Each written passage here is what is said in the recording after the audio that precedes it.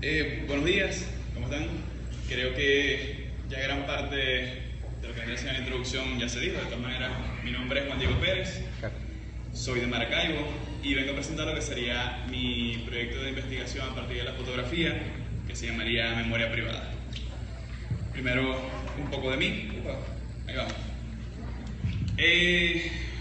Para comenzar, me gradué de la Universidad Rafael Urdaneta en Arquitectura y creo que a muchos les pasa al salir ya sea del colegio o salir de la universidad es enfrentarse ante ¿y ahora qué? O sea, ¿qué es lo que voy a hacer? ¿Qué es lo que me gusta? ¿Hacia qué área voy a especializarme? O sencillamente, ¿qué es lo que más me motiva para seguir creciendo como profesional?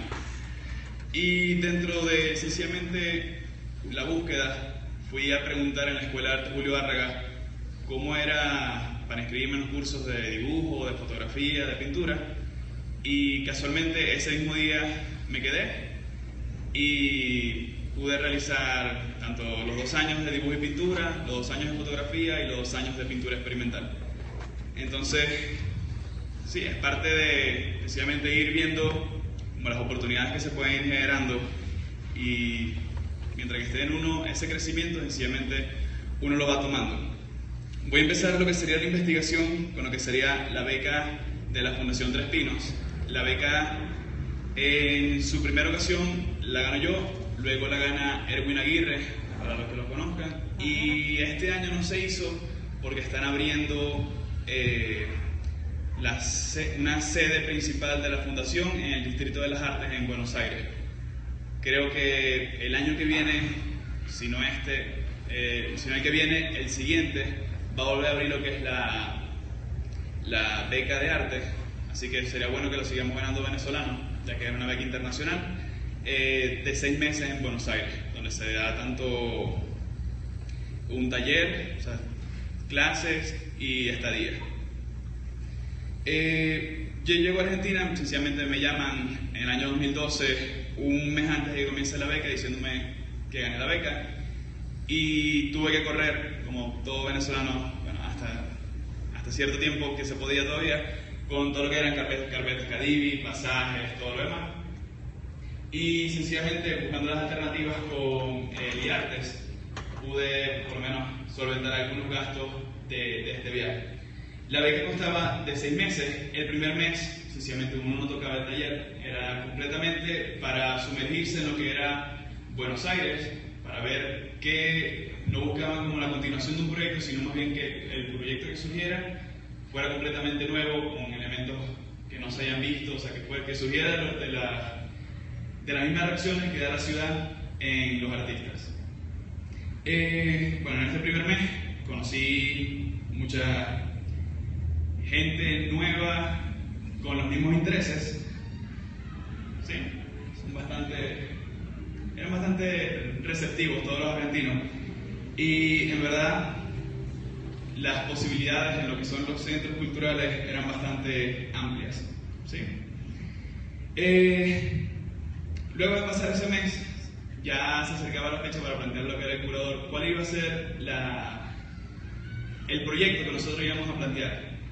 Y dentro de todo este nuevo elemento que era caminar una ciudad, cosa que en Maracaibo es bastante difícil por cuestiones desde ambientales hasta cotidianas, me encontré con lo que son estos pequeños mercados al aire libre.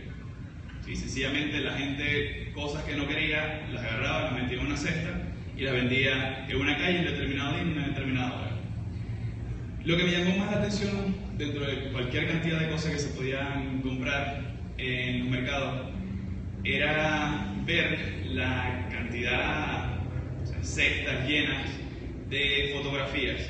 No solamente fotografías, sino que eran fotografías en blanco y negro que sencillamente se intercambiaban por el valor del tamaño. O sea, el papel era una especie de cambio de apeso.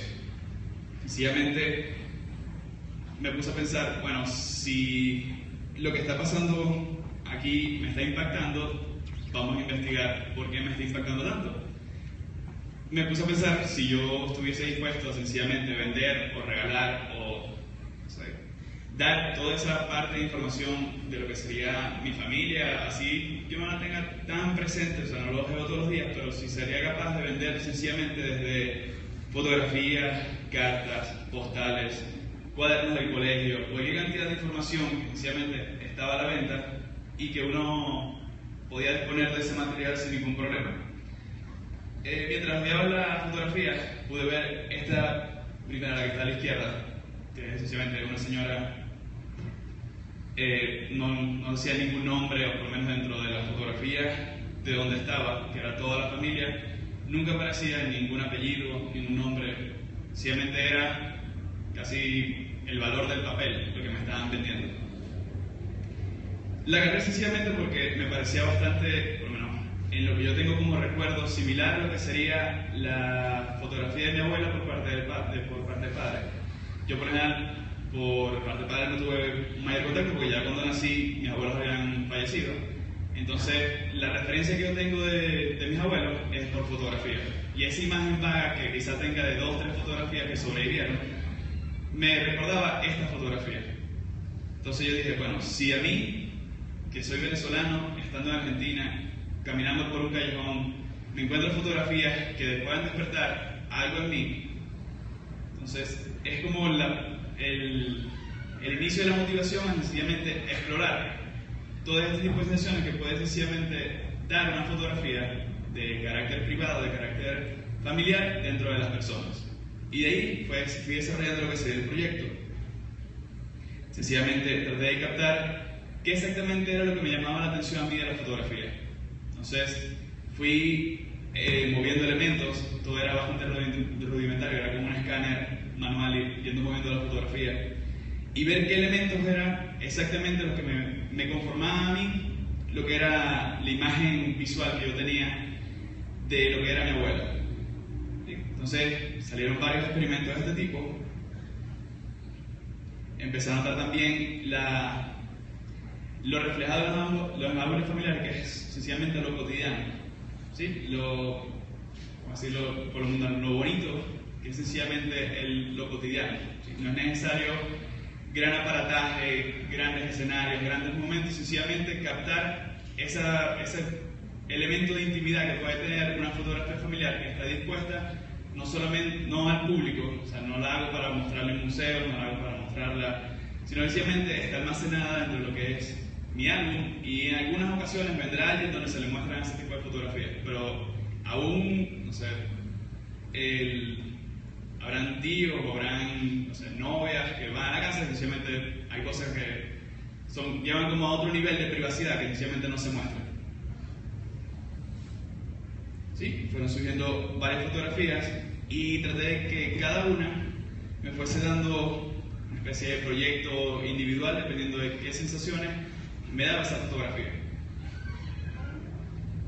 Sí, seguí experimentando con lo que sería la misma fotografía, espejándola, cortando segmentos, viendo hasta qué punto yo podía eliminar todo el excesivo de la imagen y quedarme sencillamente con lo que a mí me llamaba la atención. En algunas ocasiones era el trabajo completamente digital, sencillamente era disponer de elementos, otras eran sencillamente ideas de cómo yo podía complementar una imagen. Por ejemplo, en este caso sería la imagen religiosa, entonces tenemos 3 elementos, ¿sí? Más o menos por ahí trataba de ir cada una de las imágenes, de tratar de darle un significado hacia lo personal, hacia lo que significaba esa imagen para mí. Otras eran intervenciones con collage, donde no solamente había fotografías, sino que también había elementos como cartas, cuadernos, notas, postales. Sencillamente traté de llevar toda esa información ajena a un ámbito más personal. Este sería el resultado de la exposición. También los gastos de exposición también son cubiertos por lo que sería la Fundación Tres Pinos. Por eso los invito para cuando estén pendientes de cuando se vuelva a ofertar, participemos. Y cada una de las fotografías contaba una historia dentro de lo que sería este espacio, que lo trataba de organizar como si fuese un ámbito familiar, una especie de sala con el televisor donde también se proyectaban tanto imágenes, sonidos, que venían de la experimentación. Sí, teníamos como el elemento principal que serían esta especie de ventanales, sí, que vendría siendo este elemento que está a la derecha. Sencillamente la imagen se fraccionaba como en el espacio. Eran láminas de acetato de 90 por 70 más o menos. Y por último, en la parte de atrás teníamos como los retratos familiares. Tratar de conseguir de la misma familia la mayor cantidad de integrantes y de alguna manera como reunirlos dentro de lo que sería ese espacio. ¿Sí? No solamente utilizando la fotografía de manera digital, sino también análoga, interviniendo directamente en lo que sería el papel,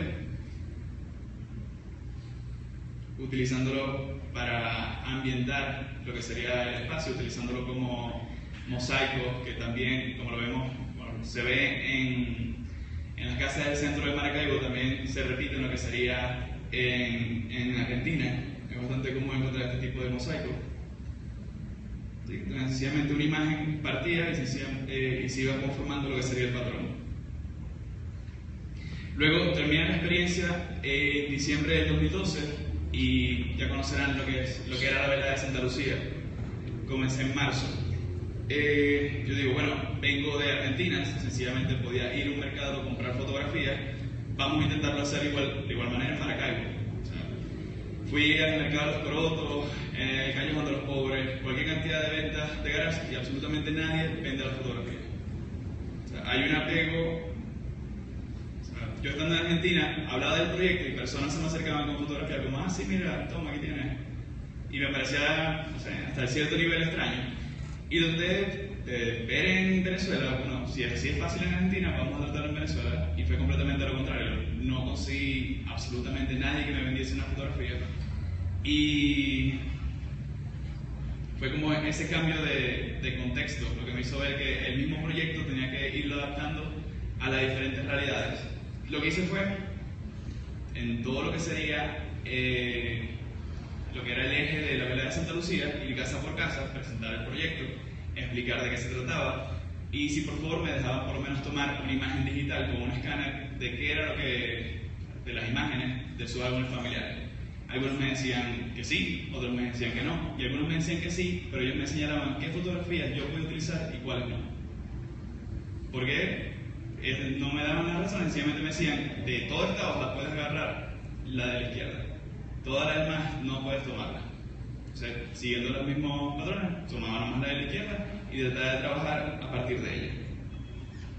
Sí, de nuevo empecé a ver lo que se repetía, la sencillez y la belleza de los momentos íntimos, familiares, donde pasa a ser uno como alguien más de ese encuentro. Sin que este encuentro sea planeado, sin que este encuentro haya sido programado o, no sé, diseñado para que se viera con esta estética. Sencillamente uno se añade a lo que sería esta experiencia. Sí, desde la más lúdica. Y esto sería lo que sería el resultado de lo que fue mi participación en la vela de Santa Lucía. ¿En qué año? En donde de igual manera traté de utilizar los medios tanto digitales como análogos, como la fotografía, el collage, el dibujo, para representar lo que a mí me transmitían ese tipo de fotografías. Saliendo de esta exposición, venía lo que es la beca López Macátaro en Michoacán, México. Todos tienen una imagen de México, Michoacán es algo así. ¿Sí? Es bastante, bueno, la zona donde nosotros estábamos se llamaba Palo Seco, porque sencillamente la marcaba un palo, un árbol, al cual le cayó un rayo, se quemó y quedó seco. Es así de rural, se podría decir, la zona. Y tenemos otra realidad completamente distinta. Dentro de la misma residencia, al frente, podríamos contaba con una finca completa, cual serían los terrenos para una escuela. Y la casa de los trabajadores y algunas casas de personas que hacían más que todo vida en lo que sería la finca. Y traté de plantear exactamente lo mismo. Bueno, si ya tengo la experiencia de Argentina, donde lo podía comprar, y tenía la de Venezuela, donde podía pedirle a las personas que me prestaran la foto para utilizarla, yo pensaba que ya estaba listo para cualquier cosa que me lanzaran. Empecé a hablar con todos los pobladores, sobre todo los niños porque tenían la escuela al frente, y los trabajadores estaban en su jornada, entonces más que todo lo podía ver en la noche y no era tan seguro la zona en esas circunstancias. Y empecé a preguntarles que le dijeran a sus padres, a ver si era posible, que iba a trabajar con fotografías familiares, si había una posibilidad de que me las prestase un momentico, yo les escaneaba y se les devolvía, o si me las podían donar. Volvían al otro día y me decían, no, mi papá me dijo que no tenían, que no tengo, que no hay, o que no te las pueden prestar.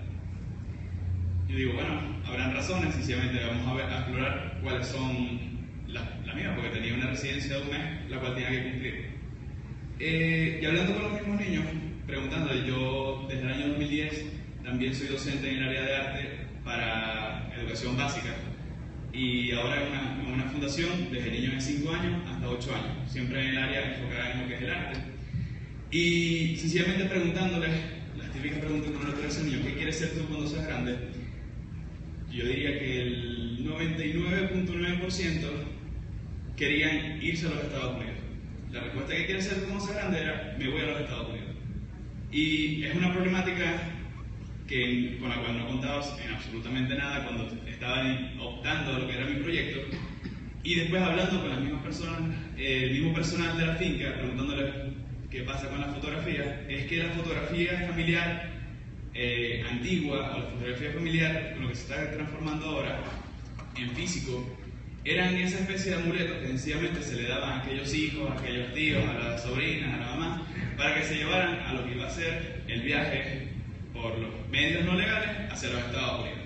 Y por eso, en su mayoría, no tenían, o eran un bien preciado, el cual sencillamente ya estaba destinado a que pasase algo más allá de la fotografía. O sea, ya la fotografía no era un producto, ya la fotografía no era sencillamente parte de la historia, sino que se transformaba como una especie de persona, amuleto, el cual me va a acompañar a mí en los momentos difíciles, que pueden ser días caminando por el desierto hasta pasar a los Estados Unidos, si es que llego.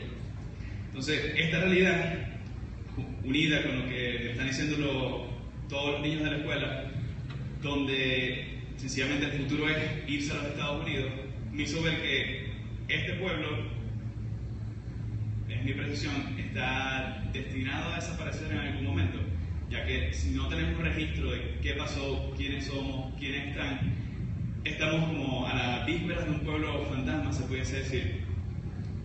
En vista de eso, decidí hacer mi propio registro, pero no sencillamente hacer retratos familiares, porque la problemática no estaba ahí. La problemática estaba en ese desvanecimiento, en ese que yo me quiero ir, que me quiero mudar, mi futuro va a ser fuera de este país, ¿sí? Situaciones similares.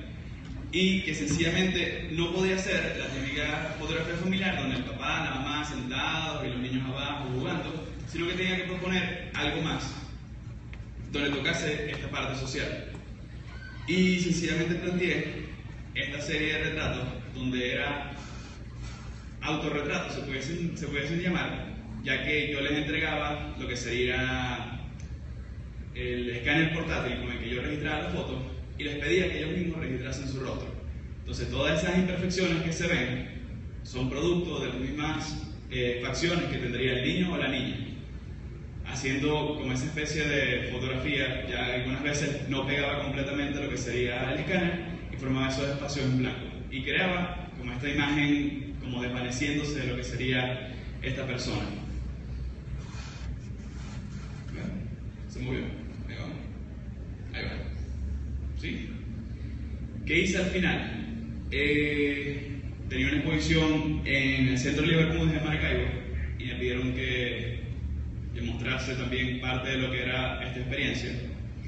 Y lo que hice fue unir todos los rostros de los niños en una especie de mural. ¿Sí? También la tradición muralista que tiene México, por ahí también se puede decir que tomé lo que era la iniciativa de crear un mural de grandes dimensiones en fotografía, con todos los rostros intervenidos, donde a donde faltase parte de un rostro, yo intervenía y colocaba otro. Entonces ya todos esos espacios en blanco se formaban como una historia completa de lo que sería en ese tiempo ese pedazo de ciudad, o de pueblo, vamos a llamarlo. Las dimensiones eran 4 metros por 1,40 creo. Entonces, aquí quizás somos pequeños, pero era en verdad un gasto significativo, ¿no? Lo que fue la impresión por lo menos. Luego, tuve la oportunidad de ir a Islandia ese mismo año que fui a México y me encontré con una realidad completamente distinta. Ya teniendo la experiencia de Maracaibo, teniendo la experiencia de Buenos Aires, teniendo la experiencia de Michoacán, igualmente yo pensaba que estaba listo para lo que me lanzara. Y me quedé en esta ciudad que se llama Skagastrom, tiene 500 personas, de los cuales, o sea, gran parte se van 6 meses a pescar y cuando vuelven la otra parte se va también a pescar. Entonces tienen una población bastante variada. Y lo que ellos hicieron fue agarrar absolutamente todos los registros familiares, tanto de forma voluntaria como pidiéndolos ya un poco más formal, y almacenar absolutamente todos los registros de las familias que hacen vida en esa locación. ¿Sí? Aunque sean 500 personas, llevar el registro de aproximadamente 300 o 250 familias, vamos a colocar con todos que viven y están casados o tendrán hijos, son no obligados, pero se sienten ya parte de lo que sería el sistema de la biblioteca. Por ejemplo, el pueblo tenía 500 personas y había 2 bibliotecas y no había licorería. Ya por ahí hay una buena comparación del compromiso que quizás tengan algunas poblaciones en lo que sería el cambio y la preservación de su cultura. Sencillamente uno podía llevar las fotografías, el álbum completo o los negativos, y había una persona encargada de digitalizar absolutamente todas las fotografías de ese pueblo. Es más, uno puede meterse en la página del gobierno islandés o en la página de NES, que sería la residencia de arte, y lo mandan al link donde uno puede buscar absolutamente por familia o por miembros de la familia cada uno de ellos y en cuántas fotografías sale y dónde estaba, con quién estaba y en qué año. Entonces, todo un trabajo de investigación que se hace mancomunadamente para tener todos esos registros. Entonces, me empecé a encontrar realidades como esta, que estaban completamente organizados, donde de manera voluntaria uno lleva el álbum, lo escanean completamente, lo sube a una plataforma y devuelve el álbum. Y tenemos la realidad también de lo que sería México, ¿sí? Que tenemos esa desaparición del elemento físico, el cual se va a transformar en algún momento también del elemento digital, o va a ser cambiado por fotografías de celulares, que en algún momento, sencillamente, por no tener un aparataje que me vaya a difundir, que me vaya a preservar todos estos elementos, se va a perder sencillamente en una memoria o lo tengo en una computadora que en algún momento se va a dañar. Es como para la reflexión de lo que sería el futuro, o sea, cómo nosotros podemos preservar desde lo local hacia el futuro. De nuevo me empecé a encontrar igual en situaciones cotidianas que tocaban prácticamente los mismos puntos. Si nos ponemos a ver, en años anteriores las fotografías trataban sobre cumpleaños, su gran mayoría. Cada vez que uno iba a cumplir años era la fotico soplando la torta. En algunas ocasiones funerales, nacimientos y elementos religiosos como bodas, bautizos, confirmaciones.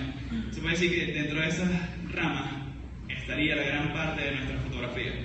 Sí, también por las tradiciones religiosas que tenemos como latinoamericanos, las celebraciones religiosas, el 24, el 31, son las que tienen su mayor predominancia en nuestros álbumes. Bueno, tenía esta realidad, tenía algo completamente diferente y contaba con un archivo completo de lo que podría ser. Tenía que ver cómo yo, como persona, para llamarme fotógrafo, como persona, podía responder a este nuevo ambiente social extraño que me estaba rodeando, el cual nunca me había pasado. Encontrar en una biblioteca absolutamente todas las personas que hayan vivido, por ejemplo, en Mérida, hay que verle la cara a las proporciones que podría tener esa investigación. Y sencillamente lo que propuse fue, en la residencia, ubicar esas familias fundadoras, Sí, fui a entrevistarme con la persona encargada de la biblioteca, le pedí un registro de cuáles eran las familias fundadoras de ese pueblo y si alguna de esas familias tenían residentes aún en ese pueblo. Entonces tomé lo que sería la familia fundadora, la fotografía de algún familiar que haya pertenecido al elemento de fundar lo que sería la ciudad, con, se puede decir que el participante más nuevo en este escenario, que sería el hijo más pequeño de esa misma familia. Entonces, lo que hice fue sencillamente, era más como un trabajo de ilusión con genética, por llamarlo de alguna manera, era unir estos dos mundos para recrear a manera de un solo retrato, poder vivir dos realidades, poder ver de alguna manera tanto el retrato de lo que sería la señora, que el nombre es bastante difícil, no me recuerdo, y lo que sería el niño, que se llama Tati. Así que vamos bien, es fácil. Lo que hice fue sencillamente proyectar encima del niño, tratando de ubicar algunos rasgos, y la imagen, cuando se grababa en video, por ejemplo, cobraba vida, parecía que la señora estuviese parpadeando. Y si uno enfoca directamente a lo que es el niño, uno puede ver que hay algunos rasgos que en verdad están como bastante presentes. También como son 500 personas las que viven en el pueblo, no hay quizá toda esa mezcla que pudiésemos tener en ámbitos un poquito más poblados. Entonces, cada uno de los niños, a mí me asignaron, que fueron unos 10 que todavía tenían familiares fundadores y que tenían hijos dentro del mismo pueblo, y de ahí surgió lo que sería esta serie de retratos, los cuales lo hice a gran escala para cuando entraran a la sala sencillamente pudiesen ver, se puede decir que el retrato original, antiguo, y al irse acercando a la fotografía iban descubriendo quién era la persona que estaba detrás de él.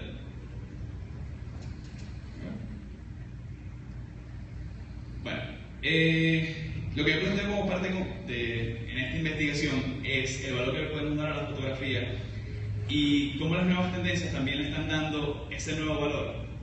Caso de ejemplo vendría siendo Snapchat, que sencillamente da unos pocos segundos para apreciar la fotografía y después desaparece, que era bastante parecido a lo que venía siendo la fotografía, donde te la mostraban, uno la veía, le contaban una historia y sencillamente pasaban la página y desaparecía. Lo que a ti te quedaba de esa fotografía, se podría decir que era lo verdaderamente importante. Y quizá de ahí el mismo éxito que tiene la misma red social, donde ahora se está planteando que para tú poder volver a ver la fotografía, una especie de cobro, ¿sí?, para sacarle un poquito más al negocio. También quisiera hacer ya lo que sería mi posición, como que la fotografía va más allá de sencillamente hacer cosas formalmente bellas, hermosas, que me complazcan de manera visual, sino que podemos transformarnos en un ente social, más allá de sencillamente observar algo que está pasando, sino proponer a partir de la fotografía una especie de nuevo discurso donde el fotógrafo propone y forma parte de la fotografía y no solamente es un espectador de lo que vendría siendo todo lo que ocurre alrededor. Muchas gracias.